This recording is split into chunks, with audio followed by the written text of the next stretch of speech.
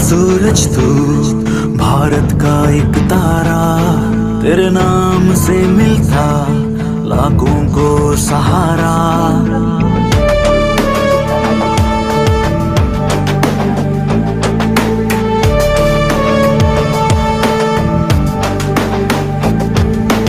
जलता सूरज तू भारत का एक तारा, तेरे नाम से मिलता लाखों को सहारा। तेरी किरणें हैं नदियों का किनारा, नई सोच ने दुनिया को सुधारा। MRPL ONGC की है शान, MRPL कर्नाटक की पहचान, MRPL हिंदुस्तान की तू जान, MRPL हम सब की तू धड़कन।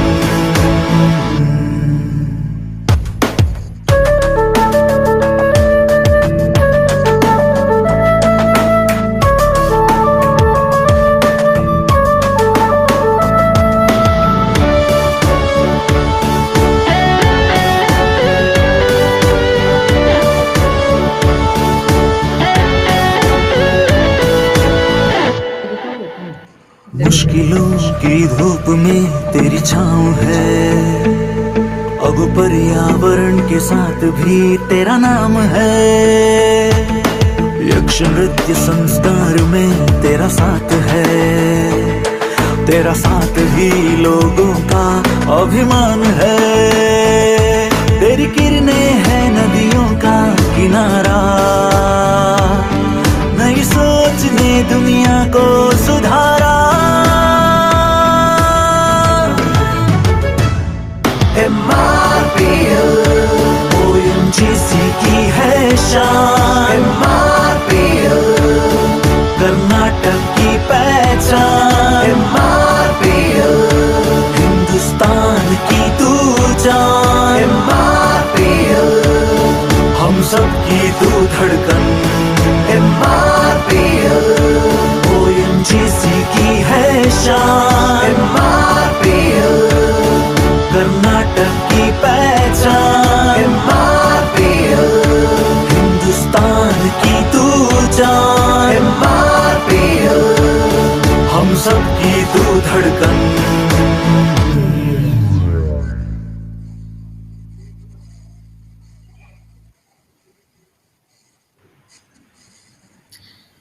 A very warm welcome to you all at the second plenary session of the UNGC&I National Convention.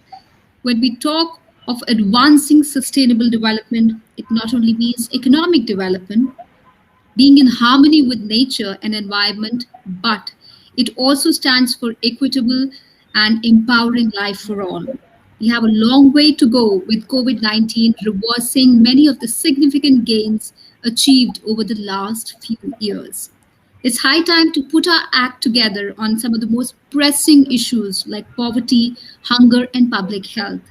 And this is going to be the subject of our discussion right now in the plenary session. I would like to introduce and welcome our eminent moderator, Mr. Shankar Venkateshwaran, Chairperson Oxfam India, who will be leading this panel discussion with many esteemed guests. Along with him, I would like to introduce the panel in which we have Dr. Alka Mittal, Director, Human Resources at ONGC, Mr. Roshan Lal Tamak, he's Executive Director and the CEO, Sugar Business, DCM Shriram Limited. We also have on the panel Mr. Sridhar Venkat, CEO, Akshay Patra Foundation, Dr. Sunita Dubey, Chairperson, the Medscape India, Chairperson and Managing Trustee of Aryan Medical and Educational Trust, is also with us on the panel. A very warm welcome to all our esteemed guests. And now I would like to pass over the baton to Mr. Shankar Venkateshwaran to carry on the discussion. Over to you, Mr. Shankar. Right. Thank you. Thank you, Richa. And good afternoon to everyone. Good afternoon to the panel.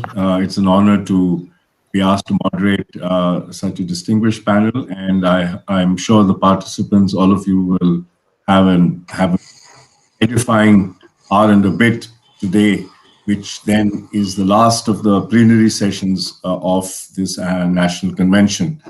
As was mentioned by Richa, we are going to focus in this session on trying to solve for widened poverty, hunger, and health. Obviously, in this session, these issues are so large that we're not going to find a solution for them, but we're going to discuss what the challenges are and which directions are we headed, and what are the kinds of solutions we should be looking at. These are squarely what falls under the SDGs 1, 2, and 3, no poverty, zero hunger, and good health and well-being. But intricately linked to these 3 SDGs, I believe, are 2 more SDGs that are important to keep at the back of our mind. One is SDG 5, which is gender equality, because all of these three dimensions that we talked about, poverty, hunger, and good health, are not necessarily uniformly endowed across all genders. So women, girl children are particularly disadvantaged when it comes to these kinds of issues. The other SDG that is cross-cutting, which we need to keep in mind, is SDG 10, which is on inequalities, because you have inequalities not just based on gender, which is what SDG 5 talks about, but across other social and economic dimensions and geographic dimensions.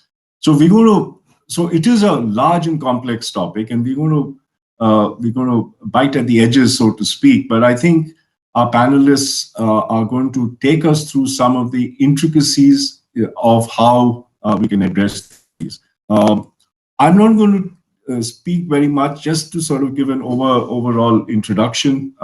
We know that poverty is a big issue. India has been successful in reducing the levels of poverty over the years. We've estimated now at about 20 to 22% of our population lives under $1.9 or $2 a day, which is significantly lower compared to the last few decades. But still, given the size of the population, we still have the largest number of poor people in the world. And that's not something that to be proud of. That's not a rank that we should be happy about. And so clearly there is things that we need to do there. As far as hunger is concerned, SDG 2, there too, our food security levels are much better than they were before. But again, lots of rooms for improvement. In fact, the National Family Health Survey, which was published in December 2020, talked about the levels of malnutrition that have actually increased, the proportion of stunted children, the proportion of underweight children and wasted children has actually, mind you, pre-COVID. So there is a lot of work that we need to do, and I think we are all aware of that.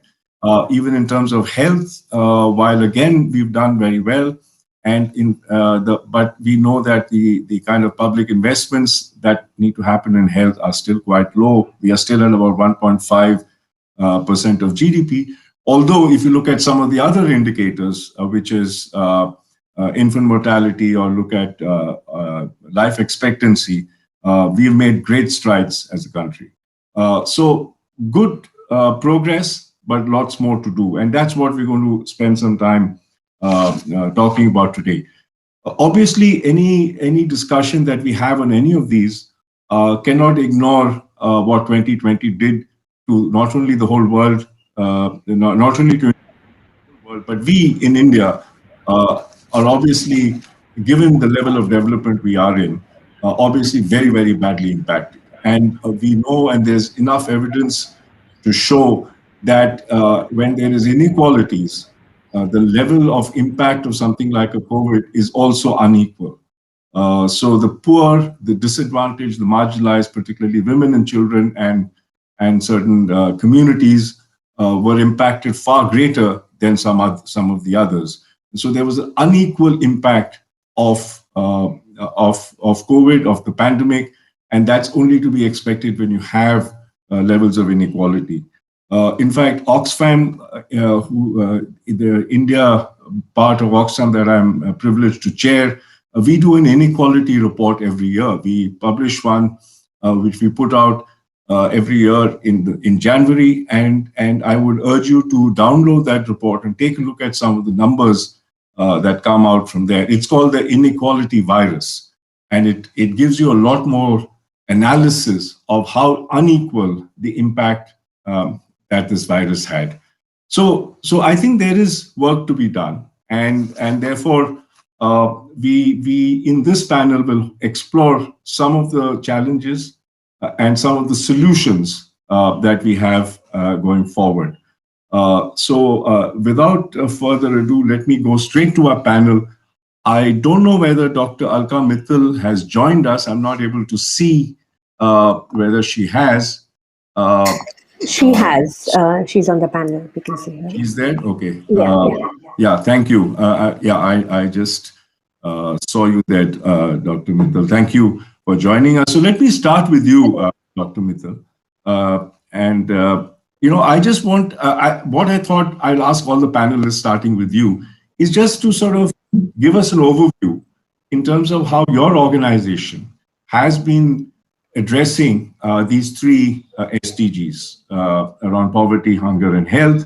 And in your case, since you are a company, I'm sure your impacts will be twofold. One is just by the sheer operations of the company, the core business of the company. And second is obviously through your CSR. So if you could just very briefly touch upon how your company addresses some of these, that would be a good starting point for all of us. Over to you, Dr.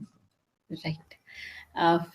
Good evening to all, and very warm greetings, in fact, to all my fellow, very distinguished fellow panelists and the team GCNI for getting us all together to deliberate on this very, very relevant agenda, and very special greetings to all the participants too, who are virtually connected with us for last 24 hours from different geographies and different professional domains. In fact, this is the beauty of going virtual. We are all able to be together on this platform. And Mr. Shankar Venkateshwaran has set the context very, very effectively. And I will just be sharing some of my experience-based thoughts. As far as the 17 SDGs are concerned, they are actually a very intertwined kind of, I would say, list of goals which have been set by ourselves, by the world has set for itself. And like Mr. Venkateshwaran was saying, that we can add to 1, 2, 3, we can add 10 maybe.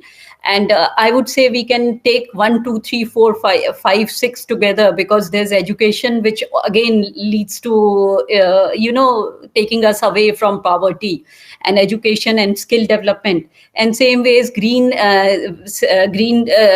water and sanitation helps us in addressing the health concerns.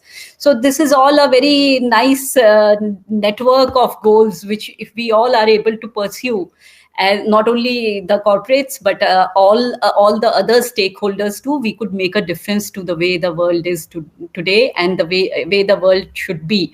We could target that. So while ONGC as an organization is spread across 24 locations, we are, by the very nature of our activities, we are in the remotest of areas, the areas which have not seen that much of urbanization, and where the need for interventions as far as CSR and developmental, socio-economic development interventions has been felt over last so many decades. ONGC has not entered this foray now after the Companies Act. We have been there by way of socio-economic development initiatives, which we have been undertaking, because we have always understood that if we are in a particular area, our presence should not only be felt by way of the royalty that we contribute towards the state governments or towards the oil and gas production. 75% of the oil and gas production of ours is contributing towards the country's E&P self-sufficiency, I would say. But we are also understanding that our presence should be felt by the local communities and by those who are staying in those areas around our areas of operations. So in line with that, we as a Maharatna company have been keeping this as a topmost priority. We see ourselves as a corporate citizen which is committed towards making a difference to the local communities. And these 3 areas, 1, 2, 3, which are aligned with the Schedule 7 item number 1, which talks about eradication of poverty, hunger, and addressing this concern, is something which is kept as a top priority out of a fairly good sized CSR budget that we have. We have over last 5 years, we have contributed over 800 crores towards this particular area, the item number 1. And in addition to that, as I said, 4, 5, 6. So we have contributed another 900 crores to just ensure that we are able to make a difference in these domains, whether it is education or it is skill development or it is promoting healthcare. And while I have talked about the numbers, I don't think the numbers make so much of a difference as far as the bringing about a change in our local environment is concerned. The kind of initiatives we have undertaken is what make us feel proud. And at the top in the list is a project which I am sure Mr. Sridhar would be also talking a lot about, is our partnership with Akshay Patra Foundation, when we initiated a project in Surat for providing midday meals to the young children, over 1.25 lakh children. And this is an initiative which we are planning to replicate in other locations, especially in the state of Assam, where we have created a hospital in Shivsagar, where there was a need for healthcare because the patient to bed ratio was 0.52 per 1,000, and it was very low, lowest in our country. And that is why we felt the need to create a healthcare setup over there. A secondary care a hospital is already in place, and it is going to be scaled up over times to come. So this is these are 1 or 2 initiatives I've spoken about. But while we have undertaken initiatives not only in Shivsagar and in Surat in Gujarat, we are present in the Bastar tribal Bastar Hills by way of an initiative which is called Antyodaya Prakalp, where besides providing for their nutrition, we are also providing support to the tribals with respect to treatment for sickle cell anemia, educating them about it, and then providing them facilities for testing and treatment, and also doing some kind of hand-holding for their skill development and marketing of their products, so that they are able to see better quality of life over times to come without disturbing the tribal setup that they are existing in, the ecosystem in which they are. These are few of the initiatives. There are many more. I would just like to share that besides this, when we go for improving sanitation and health in different areas, we have been able to create ODF villages, which has helped us in creating a better, healthier environment in the areas around our locations. And while we are talking about it, I would also like to touch a little on certain specific initiatives, which I think I'll be doing in the next few, in the next round, because I'm so keen to listen to my other panelists. Sunita is there. I can see Mr. Roshan Lal Tamak, and I would like to listen to Mr. Sridhar. And that's why I think we'll end here, and I'll come back with some more input from ONGC when in the next round. Thank you so much, Mr. Venkateshwaran. Thank you, Dr. Mittal. That is indeed impressive. Not only the range of stuff that you do, but also the wide geographies that you're engaged in. And we know that that the PSUs like ONGC also tread where others fear to tread, for example, in the aspirational districts and so on. So I think that's something that we'll come back to, as you said, in the next round. But, you've given me a good segue, if I can just go to Sridhar straight away, before I come to Roshan and Dr. Dubey. So Sridhar, let me come to you. And I think Dr. Mittal mentioned the partnership that they have with you. which is something you could talk about. But what you do at Akshay Patra, and we all know about it and great admirers of what Akshay Patra does. But your work is directly sort of linked, if you like, to SDG 2. And obviously then it has links to others. It has links to SDG 4, as Dr. Mittal said, with education, obviously with health, nutrition, and so on and so forth. So I think what you do is so interlinked as with so many other SDGs, but it'll be good for the participants in today's session to get to know a bit more about the sort of depth and width of Akshay Patra's work in respect of especially SDG 2 on hunger, but just about all the SDGs because they're all related. Sure. So if you could very briefly take us through that, that would be helpful. Thank you, Shankar. Thank you, Dr. Alka, for all the support ONGC has been giving us. We won't be what we are without the support of organizations like yours. And thank you, GCNI, for organizing this wonderful session. So just quickly to tell you what Akshay Patra does, we are a strategic not-for-profit. We are a public-private partnership. I'm underlining this word public-private partnership because we believe that if you have to solve a problem in a country like India, you need to solve it with scale. So that's the first point.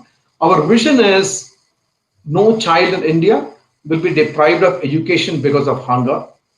So we are a school meal program. We started way back in the year 2000. And today we feed, pre-COVID levels, we were feeding 1.8 million children every day in over 19,000 schools across 56 locations in the country, 12 states and 2 union territories. We cover about 1.5% of India's government school-going children population. With 1.5%, we are the world's largest not-for-profit in the school meal sector. So you can understand the scale at which India operates.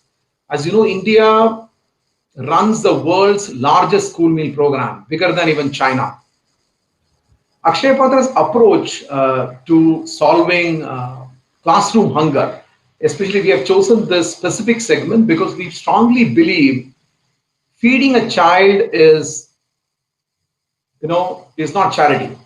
Feeding a child is a social responsibility, and none of the programs of various governments, whether state or central, will not be effective if the future generation or our children go to bed hungry.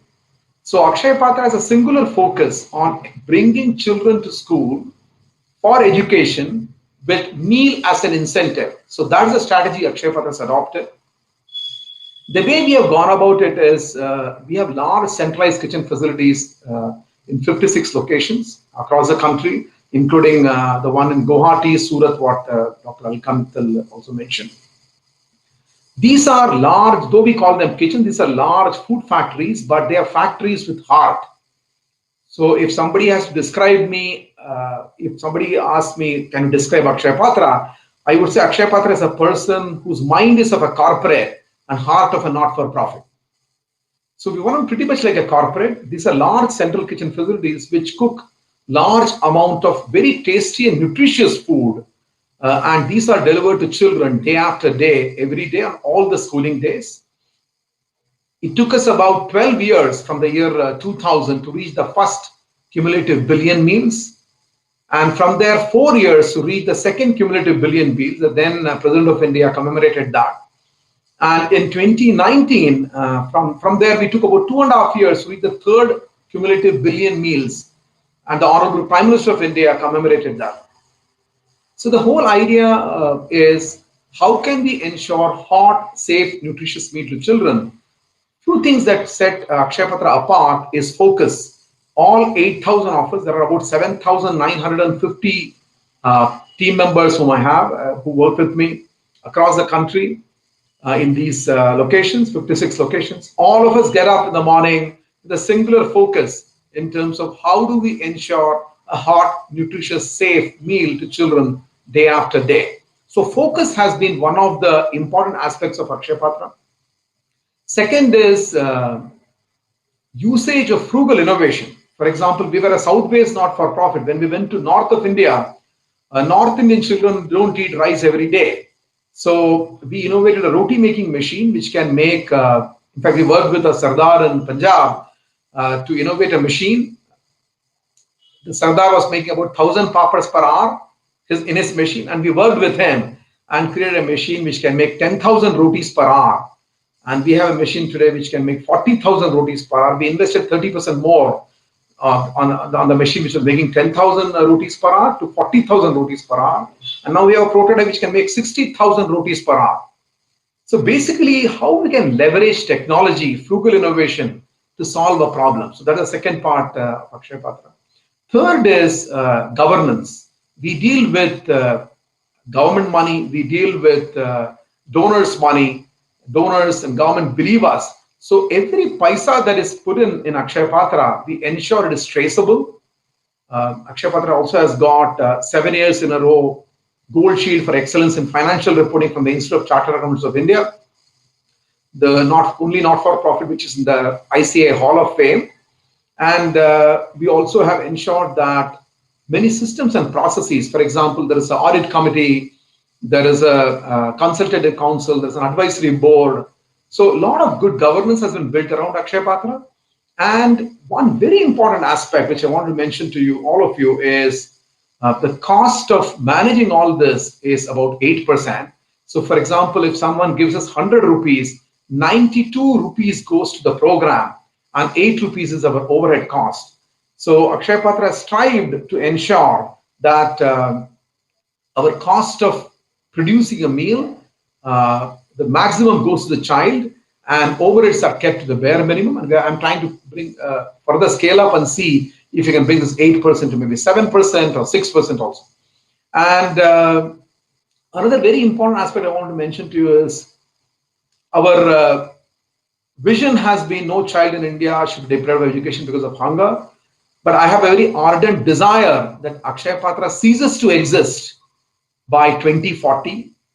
We don't want to be a self-serving not-for-profit. We want to work with the government, with the public sector entities, with well-wishers to see that such a great nation like India can beat hunger and win over hunger. So we want to ensure that by 2040, Akshaya Patra becomes redundant and irrelevant. So that's the aspiration with which we are working on. And we have also done several other programs on the platform of Akshaya Patra, which I can talk in the second round, basically from a holistic perspective. Akshaya Patra also focused on nutrition delivery as a focus area, okay, fortification of meal, localization of meal. Though we are a large entity, 8,000 people, 56 locations, every location serves a local meal. So it's locally, local employees, local meal, local children, okay, and local impact. So that's the objective with which we are working. And we look forward to making sure that India completely wins over this hunger battle, the nutrition battle, which is very, very important.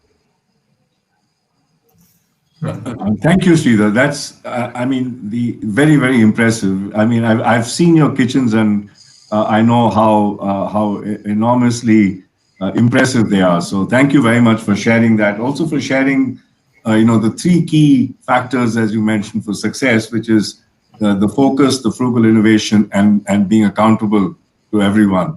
And all that leads to a good nutritious meal, which keeps children in school, and therefore very, very fairly addresses a big chunk of what goes under SDG 2, and I dare say SDG 3 around health. So very, very impressive. Thank you. So we'll come back to taking this further, and I'm sure COVID, and you did mention the numbers pre-COVID, and because COVID did have a huge impact, and let's talk about that in terms of how you dealt with that later.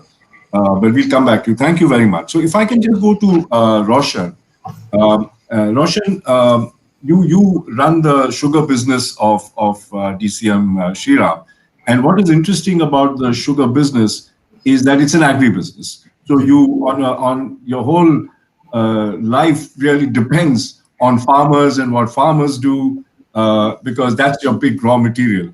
And everything that you do there's a mutual link and benefit with agriculture and with the rural economy in general. So just again, if I could ask you the same question that I was asking the others, a bit of how your work, your company's work, impacts the SDGs 1, 2, and 3, both directly as just as the business, because there's such a close linkage with that, but also through some of the CSR work, which I'm sure impacts not only these three SDGs, but the others. So if you could just tell us briefly about that. Over to you, Roshan. Thanks, Shankar, and thanks, GSNI, for providing this opportunity to share my thoughts. Briefly about DCM Shriram, we are present in various businesses. Basically, there are three verticals. One is agriculture, where sugar, ethanol, fertilizer, pesticide, seed business is there. One is chemical vertical, where chloralkali, PVC, caustic soda is there, and industrial products like Finista, doors and windows are there. As Shankar has mentioned that sugar business has a very seamless linkage with growers, and that to small and marginal farmers. We have 4 plants in Uttar Pradesh. We are 5th largest sugar producer of the country, and we are the 3rd largest ethanol producer of the country. We have a direct contact with about 2 lakh farmers, and approximately coverage of land is 3 lakh hectares. So we have engagement with the farmers community around the year, and our relationship with growers is symbiotic. So basically, their interest and our interests are complementary and supplementary. As far as this particular issue is concerned, focusing on these 3 SDGs. So our approach has been that one, that sustainable business can thrive only by empowering communities. So this is the fundamental belief which organizationally we have. And secondly, we have tried consciously to embed sustainability into our business processes. So for this, what we have done, basically there are 3 buckets in which we have planned our activities. One is core business, farm related, that is agriculture development. Second is for communities, CSR related. And third, of course, factory operations. So I shall be focusing mainly on agriculture and CSR work. So for agriculture, we have conceptualized a very inclusive, comprehensive, multi-stakeholder partnership in which multilateral agencies like International Finance Corporation, Solidaridad are our partners. And for technology, providing technology, we have roped in companies like New Holland for mechanization, Revolut for drip irrigation, and other companies like Sonalika, input providing. So for all solutions, we have roped in various partners. Deliverables and actionables are clear, and everybody is participating in terms of resources. So all solutions, whether it's water, the focus are on 4 areas. 1, productivity enhancement. 2nd, improving water use efficiency. 3rd, improving fertilizer use efficiency. And 4th, improving land use efficiencies. And enablers are mechanization and capacity building. And 2 other verticals, 2 other components we have added later: gender inclusion and also certification standards for sugarcane cultivation. So from that perspective, it is a very comprehensive program. And I am happy to share with you the impact of this program. During last 3-4 years, there has been 25% increase in productivity, 25 to 30% increase in productivity. Second, on water conservation, this has been a thrust area. And again, during last 2 years, 299 billion liters of water have been saved in our agriculture operations. And this has been assessed by Indian Institute of Sugarcane Research, which is an apex body of ICR, Government of India. Third, for women empowerment, for inclusion of women folk into mainstream activities, we have created 37 self-help groups in which 400 women are directly participating. Under CSR umbrella, what we have done, we have our flagship program on sanitation, health and education. I shall be touching upon health part. our flagship program is Khushhali Sehat. We have implemented it in 44 villages of Hardoi and Lakhimpur Kheri districts, which are economically backward districts.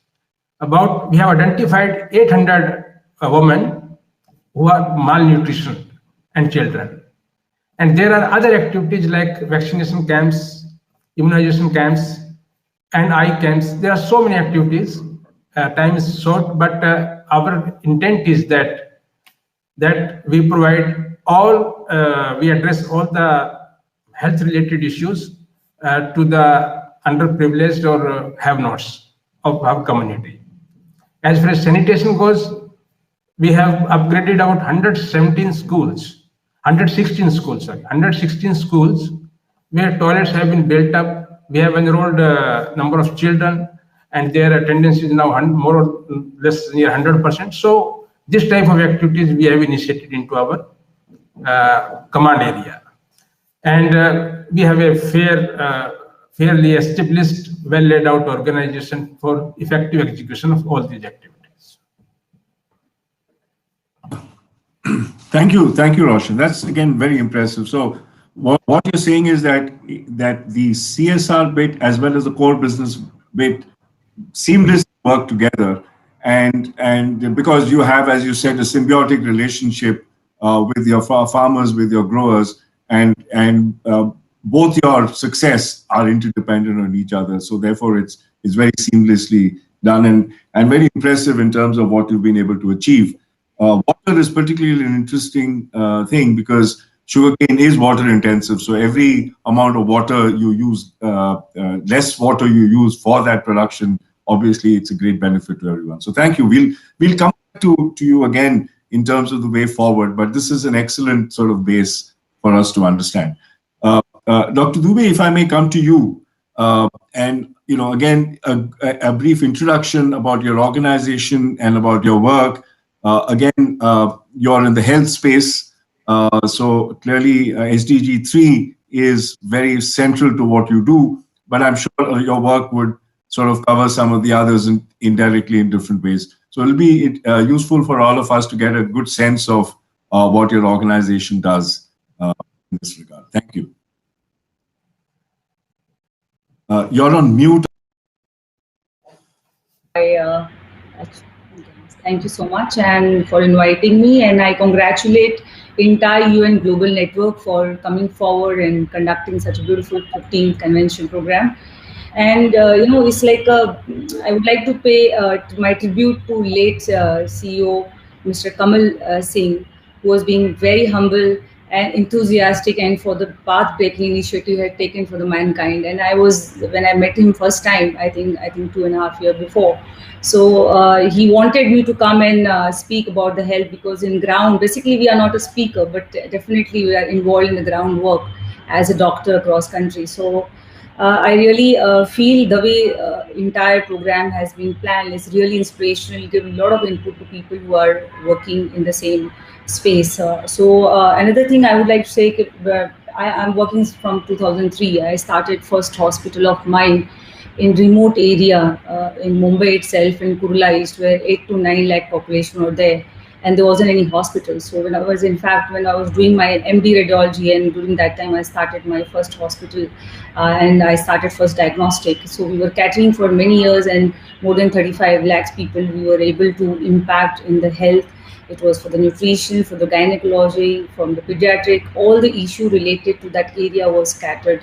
And almost from 2006, I started Medscape India, RN Medical Educational Trust, because the goal was to reach much more larger community, which was not possible with the hospital. So we started a lot of campaign to name, and all started with the own desire to help the community, to reach the mass, to make the impact in life. That was a passion and purpose I think I had personally in my life. So I started this trust with the multiple program. We started with the Save the Girl Child, because I'm from North India, being Indian, how difficult the lifestyle with the girl child, and being radiologist, So I involved a lot of doctors across country. Almost 21 medical specialty got involved in creating awareness about the female feticide, importance of the girl child, and involved more of gynecologists and the family physician and radiologist in this campaign.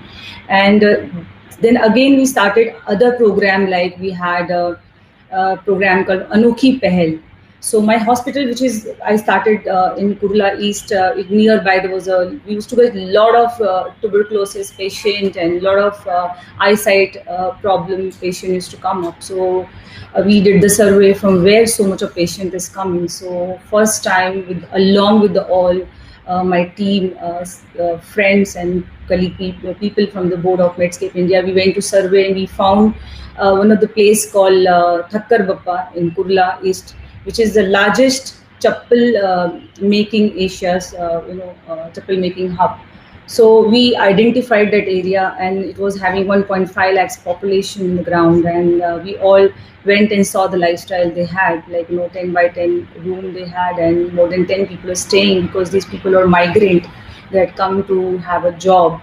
And so this chappal making people, we went inside the room and they saw they were having eyesight problem because they used to use chemical to make the shoes, and they had a back problem because the height of the house was less, no sunlight, no any benefit, no health, nothing. And one person has got a tuberculosis, the other person also was getting. So we mapped the entire area with our 30 doctors who were locally located there. We involved them and we mapped the entire area with the one by one, and we started screening tuberculosis because I had a diagnostic center nearby. So we had the chest x-ray, then the sputum check, and we started doing a lot of education. We got the rally done within the organization, within that area. And we got involved local school, which was there, 4-5 municipal school. We involved them. We had created Anokhi Pehel, princess girl, so they can go and educate their parents for how to prevent tuberculosis, how to be hygienic, how to clean yourself. And so even the toilet which was there, the roads and a lot of open gutters were there. So we all involved the local corporator also to help us out. So all this doctor, we created within area a lot of small rally with the school children, and we impacted. I think that's very close to my heart, this campaign, because it's really impacted. Now the life before and after has become different. It was water problem, it was sanitation problem, it was a women empowerment problem, hygiene, menstrual issues, health issue. That was one of the program which really felt was very impactful. We kept the name Anokhi Pehel because the doctors were involved. They went down in the ground to help the people were in the need. So this was a program. And another, I was mentored by APJ Kalam, fortunately, in my life, and he was president in 2007. That time I had a first meeting, and he wanted to know what I want to do. And because I was mostly working for the doctors with the conferences and things normally any radiologist will do. So he was really provoked me to go for the prevention because he had made the 14th pillar of health.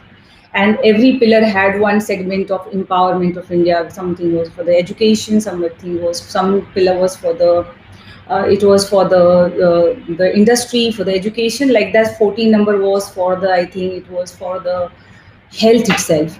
So he said, doctor, you have to work in this particular field, which is a prevention. So I got the, I think, mentored by him, inspired by him. So we got the Fit India movement campaign from that time. In 2014, actually, I was supposed to launch in September itself. But we lost him around 27th of July. So that was all, we got a little disheartened. We all got sad. So we waited for some time more to regain our energy to do this campaign. And we launched this campaign Fit India in 2015. After launching, the way he had a 15 pillar, I got the 5 pillar of the program in this campaign. There was a Pledge India, be fit, be healthy, save a life. We started Pledge India. Then second, Screen India.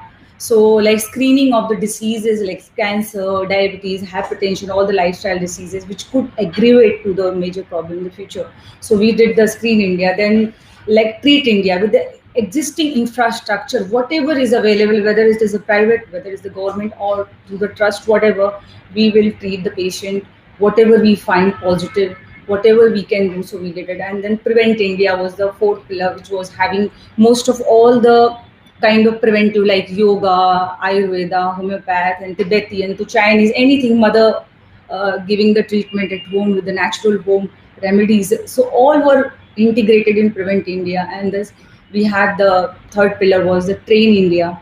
So Train India was more of empowering people about skill, about how to save lives. So we did the CPR training.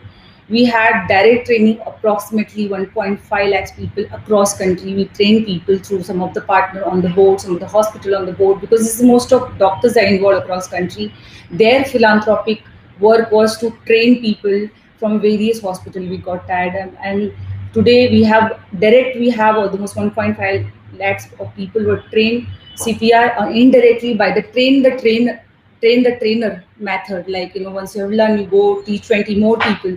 So we had, with that method, we have reached to almost 3 lakh people. In fact, for the kid also, we got the Fit India kid segment where one kid will learn the CPR from the 5th standard to 10th standard and go back home or class. He'll teach 20 people. And again, after teaching 20 people, he'll come back and demonstrate and he'll get the certificate. He'll become a little doctor itself. So that to encourage more, because in 33 seconds, one death is happening with the cardiac. So that was, we thought anywhere we can arrange this help for the people, by the people to achieve the emergency which is happening, which could be handled by the non-medical also, but could be safe. So that was our Fit India. And in 2018, in fact, we shared with the Sports Ministry our whole campaign to Mr. Rajwardhan and the DG of the Sports Ministry.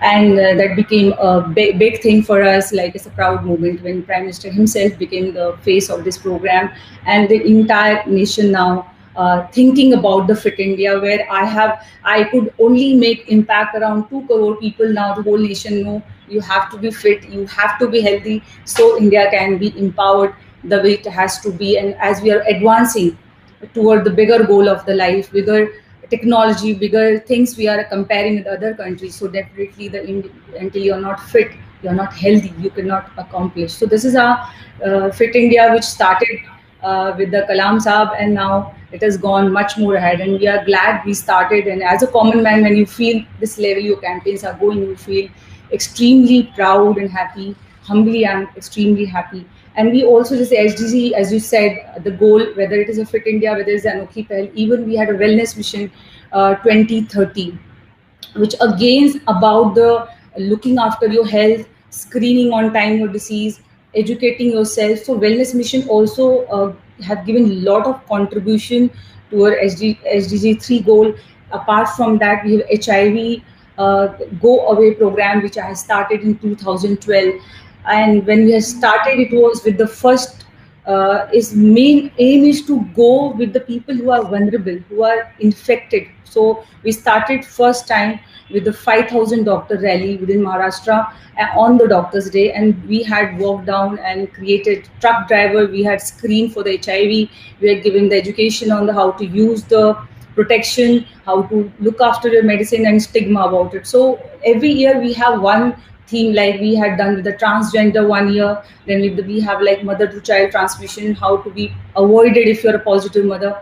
So like that. Then we had sex worker in Maharashtra and other state. So we got appreciation also as we walked down about this work. So that was our HIV Go Away campaign, which was almost every year we are doing now. HIV is almost toward the nil. Another program which Thank you, Doc. Sorry to interrupt, because I'm just keeping track of time. One of the problems I have as a moderator. No problem. I'm a really bad moderator because I get absorbed in the stories that you're saying, and I don't keep an eye on the time. But we don't have much time left, so my apologies. For interrupting. Last is always best speaker. So I think we should now start moving towards, and I'm going to also invite the participants to put in their questions in the chat, and we will take some of those questions up later. But let's start moving more towards the solution side of things. And I'm going to again start in the same order with Dr. Mittal. I think it was helpful to have that background, and I think all the 4 panelists, in terms of what all of us do, what our organizations do. So, Dr. Mittal, to you, the question I have is, all your work, how did COVID impact? Because that is clearly the big disruptor that we've had. What was the impact of COVID, and which is basically set us back. So in many ways, we are now starting from behind where we were, and we need to therefore accelerate going forward much more. So just very quickly, what do you see? What was the sort of setbacks you found because of COVID, and then how does ONGC specifically, and if I could push you to speak for the PSUs, CPSUs in general, because you're such a significant player in India. How do you think the organizations such as ONGC and the PSUs can sort of move this agenda, move this needle significantly so that we overcome what we lost in COVID and start going ahead? So just very quickly, if you could share your views on that. Thank you, Mr. Shankar. Actually, you have asked me to talk on a topic on which I can talk till 5:30 tomorrow. So I'm not going to do that, let me assure you. But the COVID-19 pandemic really hit us very badly, and especially the E&P sector. We were, as it is, facing a situation where the demand for our product was reducing because of the lockdown situation, whereas there was a situation of oversupply. And in this scenario, the economics were actually not very positive for us. But the requirement for maintaining a supply of our products was very, very important, whether it was for ONGC or for IOC, HPCL, BPCL, the downstream companies. We had to make sure that we are able to supply oil and gas wherever required, and the commitment was kept. Our personnel were required to work in fields. Despite the lockdown, they continued to work at remote locations for extended period. Normally the duty pattern in our fields is 14 days on off. They worked for 60, 65 days, and that too willingly. And they had families back home, which we were taking care of. ONGC was reassuring them, taking care. Our team of doctors, we have 128 doctors, regular doctors, who were taking care of each and every of our employee and their families. But while we were dealing with this, we were also sensitive to the situation that was prevalent around our locations. So ONGC, besides contributing, I think we were the maximum contributor towards the PM Cares Fund by contributing 300 crores. And we also contributed, the employees contributed 5 days salary, 30 crores towards the PM Cares. But besides that, though I'm talking in numbers, but the numbers besides the financial numbers, the actual numbers are what are very satisfying for us. So besides the fact that we again spent around 25 crores in providing solace to the population around our areas of operations, we saw it as an opportunity to share with the communities around our locations that we are there as a friend in need, because we knew that if we were not there for them today, how will we expect them to treat us as a part of their community? And with that spirit, while we provided for, I think around 20 lakh masks we provided, and we provided sanitizers, and we have all the firefighting equipment. So we deployed some of these tankers which were there to sanitize villages in Tamil Nadu, in Oran, in Mehsana. So these were the activities which our union leaders, our colleagues from CSR, they were undertaking, and they were doing it with the spirit of helping out. Food packets were distributed. If I remember correctly, around 20 lakh dry food ration packets were distributed along different locations. And outside our colonies, ONGC residential complex, cooked food was being served to those who required. So lots of migrant workers got help. And one commitment ONGC kept, as a responsible corporate citizen, was that all our contractual workforce, the regular workforce, of course, got paid at the end of every month. Right from the month of March till the lockdown, the contractual workforce was getting its salary. and it's all happening online. So there was we compensated the contractors for that.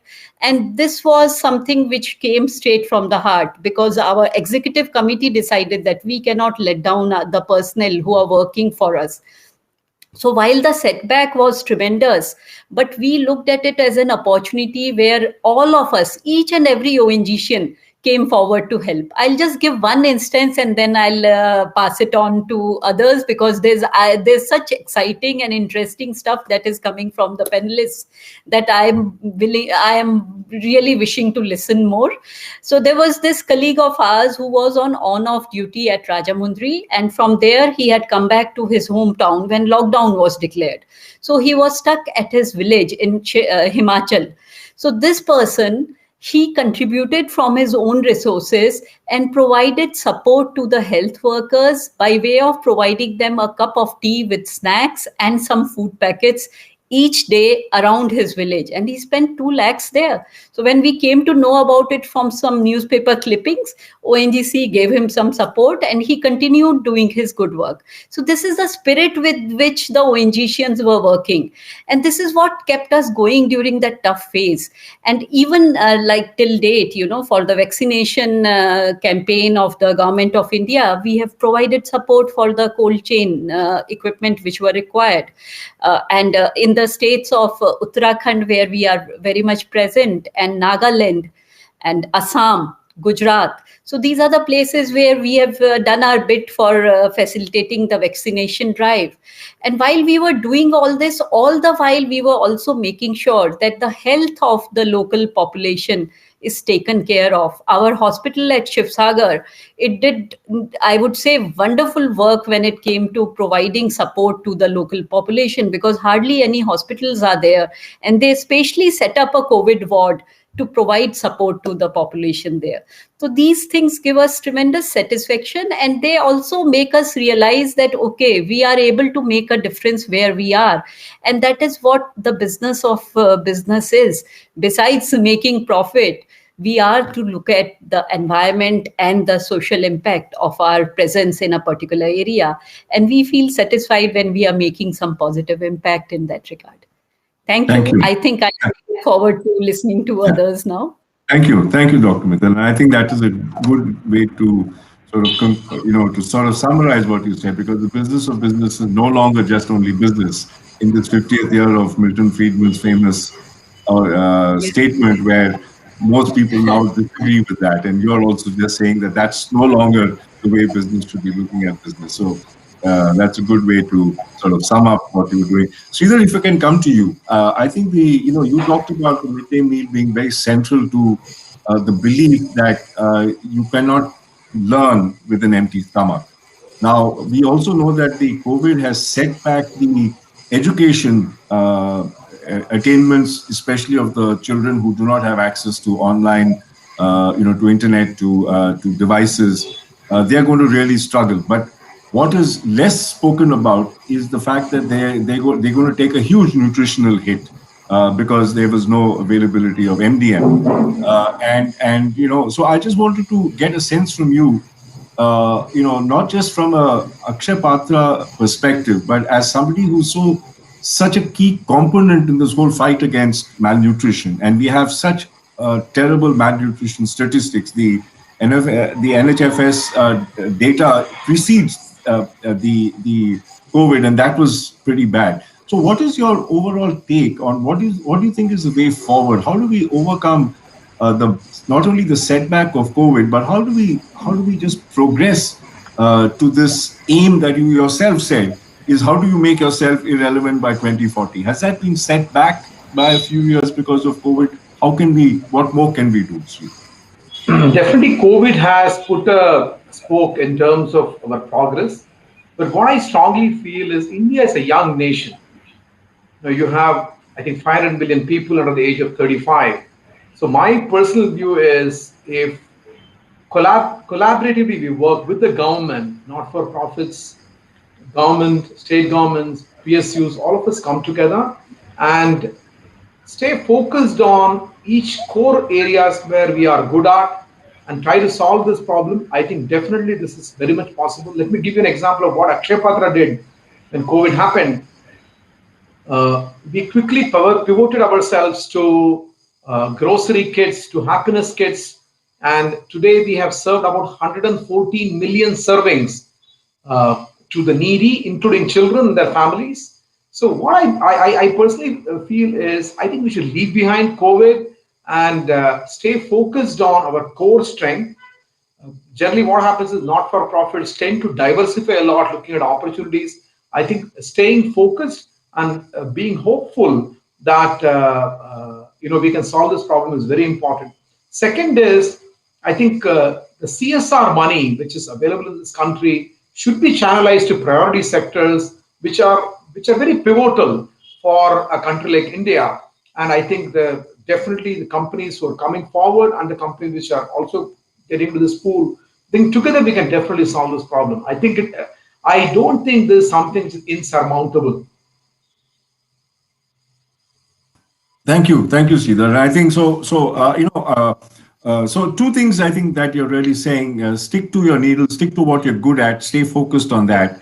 But also, look at the larger priorities and see what's the best way that all of us, in different aspects of what we do, what role we can play in a partnership for the larger. Shankar, we leverage the internet. 100,000 people supported us on the internet. Right. Yeah. Sure. Financial contribution. Yeah. So so you're still optimistic that you can make yourself irrelevant by 2040. Very, very optimistic. Very optimistic. Okay. That's good to hear. Thank you, Sridhar. Roshan, if I may come to you again, one of the big hits that COVID was a result of COVID was what happened to the agri supply chain, what happened to the whole food production system, because that's so central to our food security, something that we very, very painstakingly have achieved, even at least at a national level, if not necessarily at a household level. What do you see as the way forward, based on, from your own vantage point, and the role that corporates like yours can play in sort of making sure that that those kind of systems stay alive despite whatever else might happen around us? Yeah. So Shankar, taking benefit from the experience which we got during COVID-19. So I just like to share my experience that how we can make resilient and this disaster-proof supply chain, agri supply chain. So basically, what happened in the month of March when lockdown was there and restrictions were there on movement. So at that time, lot of sugarcane was standing in the fields. And just for the information of everybody present over here, about 55 lakh farmers supply sugarcane to the sugar mills in Uttar Pradesh. And what is there? There is a system that you need to carry a physical document. It is called supply slip to supply your cane to that particular center. And when there is no movement, then how can you supply that? And it is a seasonal crop. Big issue. So I must thank the government. Government acted very swiftly on this. And rules were changed overnight. And that supply ticket was disbanded. And SMS-based supply ticket information was issued to the growers. And basis that, the growers could supply their cane to the factories. Can you imagine what was the impact? About cane worth 7,000 crores rupees was purchased during this lockdown period. And continuity of operations was ensured. Secondly, planting season was again at the same time. And you have to plant sugarcane for the next year. Input supply, education, transmission of knowledge, information. How can you do that when there is no movement, there is no physical contact? Very quickly, organizations like ours shifted to digital technology. We arranged home delivery of inputs. Digital transactions were enabled at all levels, including extension education. And extension education, I means teleconsultation by experts, agriculture experts. We set up call center of 98 lines, 365 days working. And all the information pertaining to sugarcane cultivation was given to our farmers. 251 WhatsApp groups were formed, and we covered about 73,000 sugarcane growers in those WhatsApp groups. And practically, we did all extension on telephone. And it is heartening to note that the planting was done in time without any interruption, and sugarcane crushing season. And I'm really satisfied that in the entire state of Uttar Pradesh, including our catchment area, there was no incident per se, and it passed on smoothly. So going forward, there are two specific suggestions. One, partnership is the key.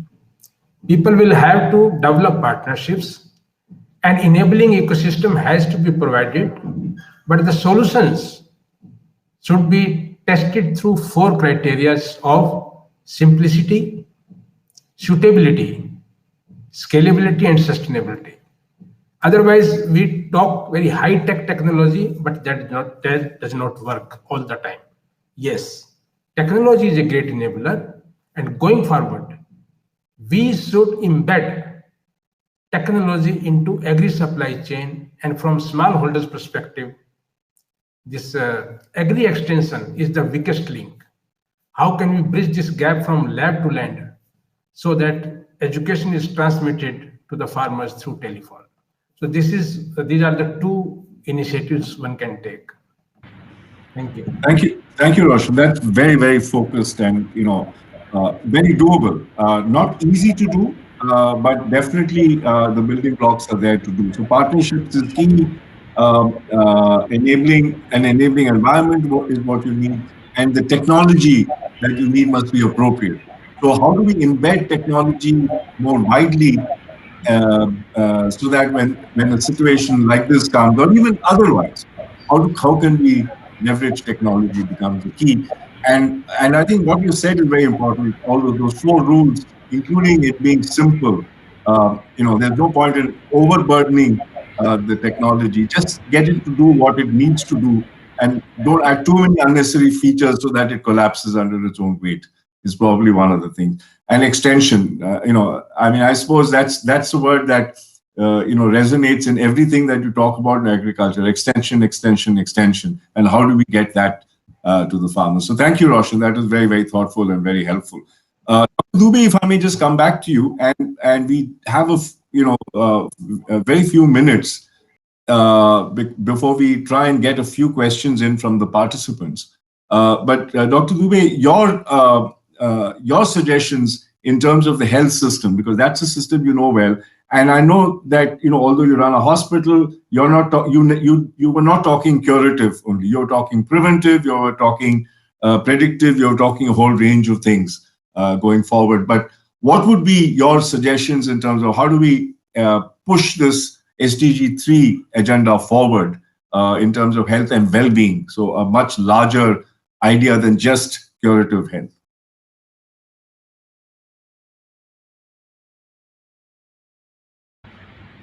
I feel after seeing this pandemic, especially the COVID-19, we have realized we have huge gap between what we require and what is given.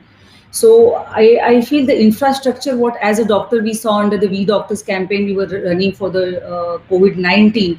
So maximally what we use as a doctor across country, 10,900 doctors were volunteering our campaign. We realized the maximum problem we faced when COVID was there was the ground area, infrastructure area, and the skilled doctor and team who were not available. That was a major. So naturally, how digital health, more than 50 million people have benefited with the digital health during the COVID.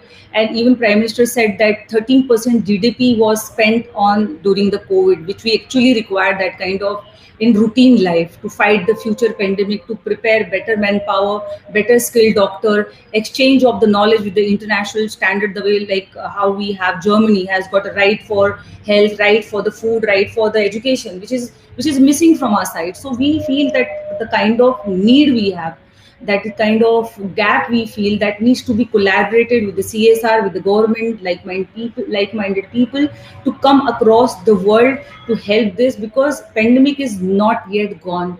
We are still in the pandemic. Vaccination is going on. Very few number of the doctor, maybe you can say, not yet completed the phase first. A lot of doctors still remaining there in the vaccination. So even I feel the kind of GDP which is spending right now, 1.28, which was there last 10 years, as you were saying in the beginning, it has improved, but still not enough.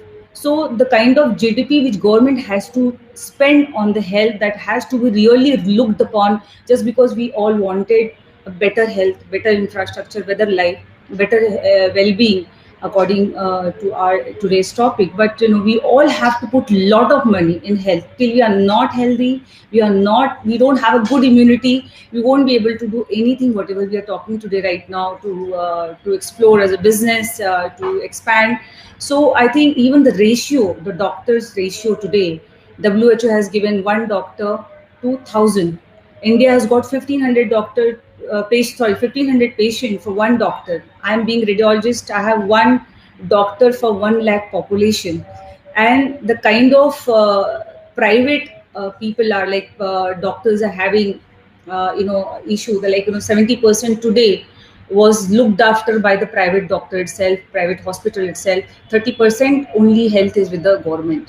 And 4% approximately trust hospitals are running, and all are going in a big loss right now, because there is no advanced technology, there is no advanced infrastructure, or the things they want to have. And being a doctor, I know Indian doctors all over world, they are best. So we have to give them a support, so we can really hand on, and we get prepared for the future pandemic, which is expected anytime. Sometime bluebird is coming, some new reagent is coming. So I think we really have to plan well, structure down in the ground, to come up with a really impactful impact to develop the country, which you're talking about, New India. But for New India, the best important is the healthcare, and healthcare is still needs restructuring, and real work is needed by everybody. I'm so happy Alka ji is supporting, because one of my Fit India conclave, which happens in Delhi, supported by ONGC on the Doctors' Day initiative. So everybody is doing their bit. And today is not the day one company will be enough. Everybody has to come together, work hard to achieve the goal which we are dreaming, being the citizen of the country. So it's a really very important. We all have to put our bit, everybody, whether it's a citizen, government, or the organization, or collaboration with the other worldwide people. That's what I suggest. Yeah. Thank you. And so I think there is two things. One is a common theme that is cutting across all the SDGs, which you're also emphasizing, which is partnership, which is saying that you can't do it alone. Everybody needs to get together, bring our own skills. I think that is something that all the panelists spoke about having to work together. But I think you made a very interesting and important point about, because in the healthcare space, you need the infrastructure. And because without the infrastructure, the effectiveness of what doctors can do obviously gets strained. So more investments is also very important. So I think we should quickly see whether, Tamanna, I'm looking to you to see whether we have enough time to take a few questions. I think we do.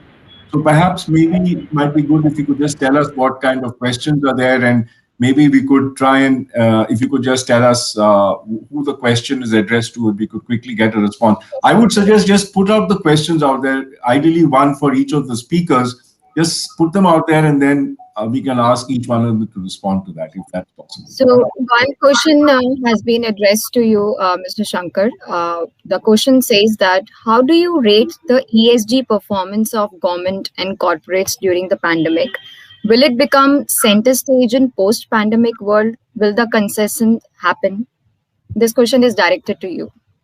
So I would much rather have questions directed to the panelists first. So let's look at panelists' questions, and then I'll come to me. I'm quite incidental to this. We have such great panelists, so let's try and get questions to them first. Okay. One question is directed to Mr. Roshan Lal Tamar, which says that, why do you think is the reason to discontinue ethanol mix with the petrol if you're coming from the sugar business? So what is the reason behind it? The other question is directed to Dr. Sunita Dubey. How do you take care of the growing hypertension issue among the people? So this Okay. please. Any others? Sorry, Roshan, just one second. Taman, any other questions to the other panelists? Just ask if you can just pick a question for each of the panelists, and then we'll ask all of them to in turn respond. This question is directed to all of the panelists. For well-being, we think that the corporate should include the culture of cycling amongst the employees, bike to work program. How do the corporates need to blend this program of cycling amongst their employees? This is addressed to everyone. Okay, so if I may ask Dr. Alka to speak to that. Roshan, you have a question which is directly to you. So if you could do that, and then we can have the others. So Roshan, why don't you go first? Then we'll have Dr. Mittal, and then Dr. Dubey at the end. Yeah. Tamanna, can you just repeat the question again? I missed one word. It was about blending ethanol. Yeah. Blending ethanol with the petrol. Yes. I mean, not directly related to our discussion today, but still, since you've been asked, you might as well respond. Yeah. So ethanol blending program is a great program by any means. Why? One, it is a clean fuel. The pollution created by using this fuel as compared to normal feedstock is very less. One. Second, it saves foreign exchange. Third, it supports agriculture and smallholder farmers indirectly. And fourth, the energy security of the country is ensured. So by this is a great initiative, wonderful program. And sugarcane continues to be the mainstay of this program. And so far, the country has achieved about 5% blending. But next year, government is providing financial assistance for capacity creation. Has also OMCs have assured the offtake, and prices are also remunerative. So the enabling ecosystem is in place, and ethanol production is increasing. Country is moving ahead, and government has targeted that by 2025, 20% blending will be achieved. In other countries like Brazil, already 27% blending is already achieved, and even there the vehicles are hybrid. You can run on petrol, you can run on ethanol also, up to 100% consumption. So my only take on this subject is that this is a great program and it should be pursued, and industry is supporting this program thoroughly. Thank you, Roshan. Dr. Dubey, would you like to go quickly, and then Dr. Mittal? This was a hypotension, I think you said, or hypertension? Hypertension. It is about hypertension. Okay, hypertension is all about looking after yourself, and if you have hereditary or family history, or then you have to look after your diet, your lifestyle modification, and food, what you eat, especially, that is most important. If you're diagnosed with hypertension, definitely you have to take the medicine with the consulting your doctor according to the pressure you have in this thing. So mostly it's more of life modification which help you, and because there's so much of stress went in the entire pandemic, a lot of people had a mental stress, and they all developed hypotension also and hypertension both. So both has got a diet related intervention, and please look after yourself, have less salt, and have a diet which is more of fiber and green leafy vegetables, and drink more water and fluid, and look after and maintain the lifestyle which has got exercises, which has got a good sleep is important, the stress, exercises, meditation is very good to build yourself internally and having peace between external and internal life of yours. So that's what I say. Thank you, Dr. So the last word, Dr. Mittal, to you on encouraging the use of cycling as a means to improve general well-being. Yes, yes. I think this particular observation is very, very apt. Actually, we are going through a particular month where this organization called Petroleum Conservation Research Association (PCRA), which is under the banner of Ministry of Petroleum and Natural Gas, and all of us from the E&P sector support this particular organization in spearheading the message about conservation. So while we are talking about cycling, promoting cycling amongst employees, last Sunday, 16 of our work centers had a cycle rally across the cities or across the small places where we are placed. And not only our own colleagues, others around the local area were encouraged to cycle. And this was across the country. Other companies took over at other places. And when Mr. Shankar was talking about me talking on behalf of all the public sector, let me share with you that the kind of commitment which is displayed by our colleagues from all the companies, the E&P companies, is tremendous. We have together been able to provide clean fuel, cooking fuel, to 8 crore women in the rural area. These are the below poverty line families which have got this benefit.